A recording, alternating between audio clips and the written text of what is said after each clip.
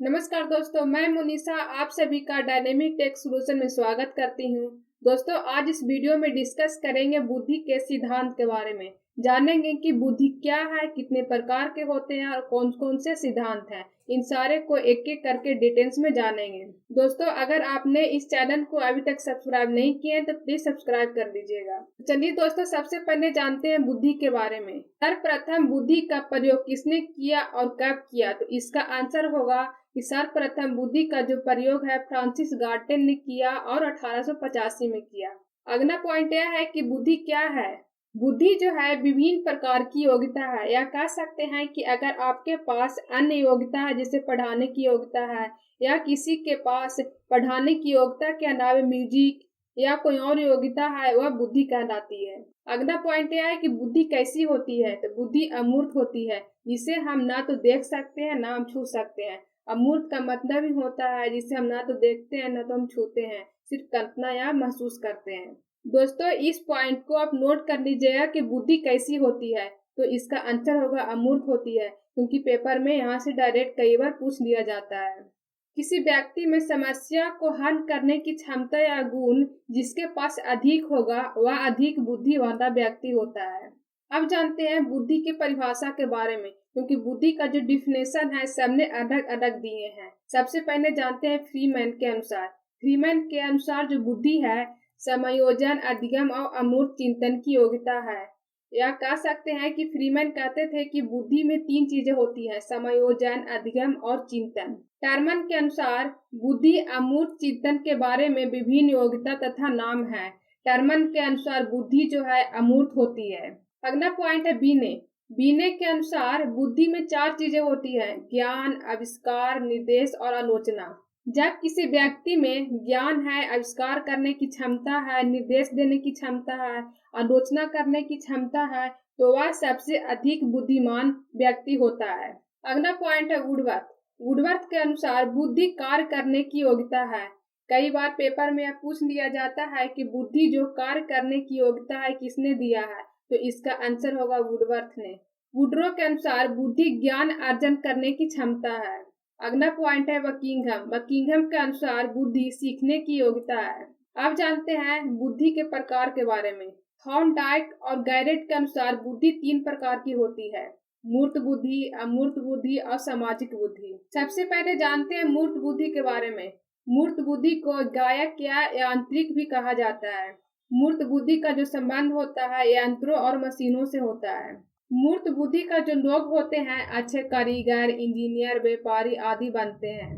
दोस्तों, कई बार पेपर में पूछ लिया जाता है कि एक इंजीनियर में कौन सी बुद्धि होती है, तो इसका आंसर होगा मूर्त बुद्धि होती है। अगला पॉइंट है अमूर्त बुद्धि।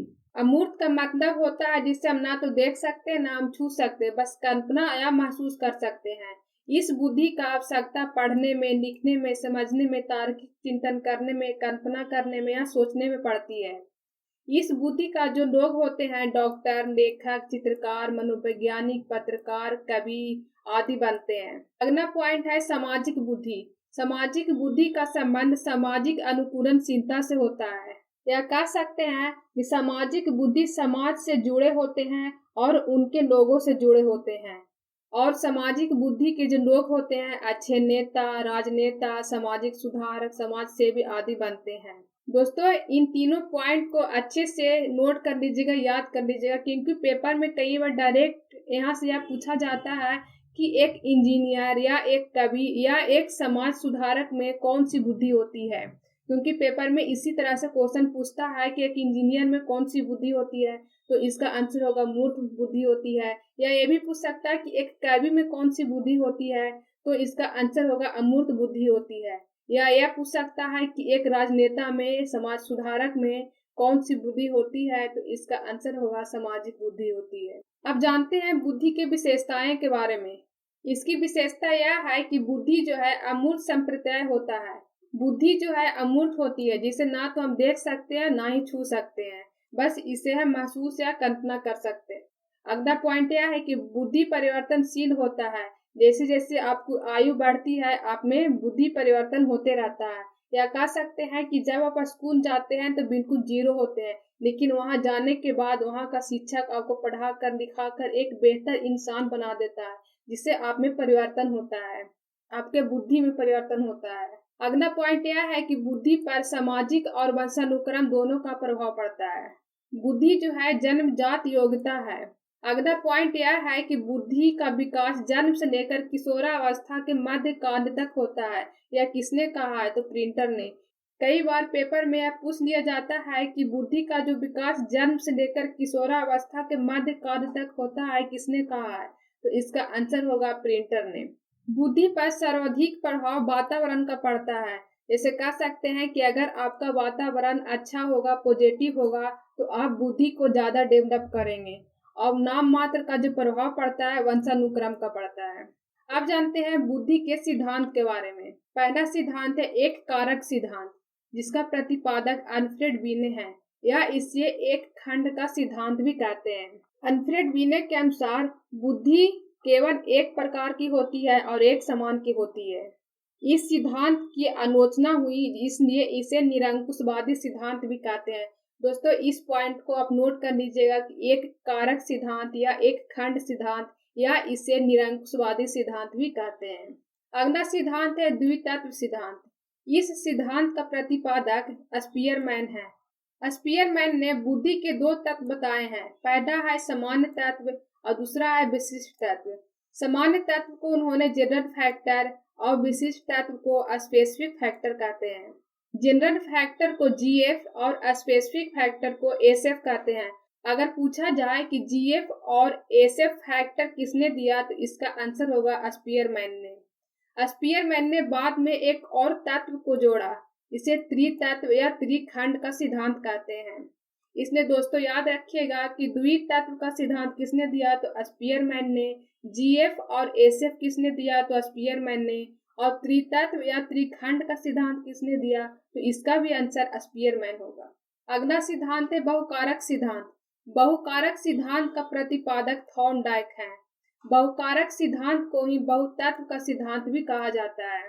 थॉर्नडाइक ने अपने सिद्धांत को बालू के ढेर से तुलना किया है। जैसे बालू के ढेर में बहुत सारे कण होते हैं, इसलिए इसे बालू का सिद्धांत कहा जाता है। कई बार यह पूछा जाता है कि बहुकारक सिद्धांत के अन्य नाम कौन कौन से हैं। तो पहला हो गया बहुतत्व का सिद्धांत, बालू का सिद्धांत, या इसे परमाणुवादी सिद्धांत भी कहते हैं। दोस्तों, अगर आपके पेपर में बहुकारक की जगह पर बालू का सिद्धांत या बहुतत्व का सिद्धांत या परमाणुवादी सिद्धांत भी अगर दे दिया जाए, तो इसका आंसर होगा थॉर्नडाइक। अगला सिद्धांत है समूह कारक सिद्धांत। समूह कारक सिद्धांत का प्रतिपादक थ्रस्टन है। इस सिद्धांत को प्राथमिक मानसिक योग्यता का सिद्धांत भी कहा जाता है। उन्होंने टोटल 13 तत्व बताए, इनमें से 7 तत्व को प्रमुख बताया। दोस्तों, इन्होंने एक पुस्तक लिखी है जो है प्राइमरी मेंटल एबिलिटी। इस पुस्तक को आप याद रखिएगा कि प्राइमरी मेंटल एबिलिटी पुस्तक किसने लिखा है, तो इसका आंसर होगा थ्रस्टन। त्रिस्तरीय, त्रितंत्र या त्रिचापित सिद्धांत का प्रतिपादक कौन है, तो इसका आंसर होगा स्टर्नबर्ग। दोस्तों, यहाँ पे एक चीज याद रखिएगा कि अगर त्रिखंड पूछे तो इसका आंसर होगा स्पीयरमैन, और अगर त्रिस्तरीय, त्रितंत्र, त्रिचापित सिद्धांत पूछे तो इसका आंसर होगा स्टर्नबर्ग। दोस्तों, कई बार कंफ्यूजन यह हो जाता है कि त्रिखंड और त्रिस्तरीय का जो आंसर है बच्चों उल्टा लगा देते हैं, इसलिए ध्यान रखिएगा कि त्रिखंड का स्पीयरमैन है और त्रिस्तरीय और त्रितंत्र का जो आंसर होगा वह स्टर्नबर्ग है। अगला सिद्धांत है तरल ठोस बुद्धि सिद्धांत। यह किसने दिया है, तो कैटर ने। पदानुक्रमिक सिद्धांत किसने दिया है, तो फिलिप वर्नर ने। यहाँ पर एक चीज और दोस्तों आया है त्रिआयाम सिद्धांत, जो किसने दिया है, गिलफोर्ड ने। दोस्तों, यहाँ पे भी आप याद रखिएगा कि त्रिखंड स्पीयरमैन, त्रिस्तरीय, त्रितंत्र, त्रिचापित सिद्धांत स्टर्नबर्ग और त्रिआयाम सिद्धांत गिलफोर्ड ने दिया है। गिलफोर्ड के त्रिआयाम सिद्धांत को त्रिविमीय सिद्धांत या बुद्धि संरचना सिद्धांत भी कहते हैं। इसलिए दोस्तों याद रखिएगा कि त्रिविमीय सिद्धांत, बुद्धि संरचना सिद्धांत और त्रिआयाम सिद्धांत किसने दिया है, तो गिलफोर्ड ने। अगला सिद्धांत है बहुबुद्धि सिद्धांत या बहुआयामी सिद्धांत, किसका है, तो गार्डनर ने। अगला सिद्धांत यह है कि प्रतिदर्श का सिद्धांत किसने दिया है, तो थॉमसन ने। दोस्तों इन सारे सिद्धांत को अच्छे से याद रखिएगा क्योंकि बहुत ही महत्वपूर्ण टॉपिक है ये। दोस्तों यहाँ से 100% क्वेश्चन आते ही आते हैं, चाहे तो आप प्रीवियस पेपर निकाल कर देख सकते हैं। दोस्तों अगर आपको वीडियो अच्छा लगे तो लाइक कर दीजिएगा, शेयर कर दीजिएगा और कमेंट करके बताइएगा कि आपको यह कंटेंट कैसा लगा। अगर आप इस चैनल पे नए हैं तो प्लीज सब्सक्राइब कर लीजिएगा। तो चलिए दोस्तों अब मिलते हैं नए वीडियो में नए टॉपिक के साथ। Bye bye.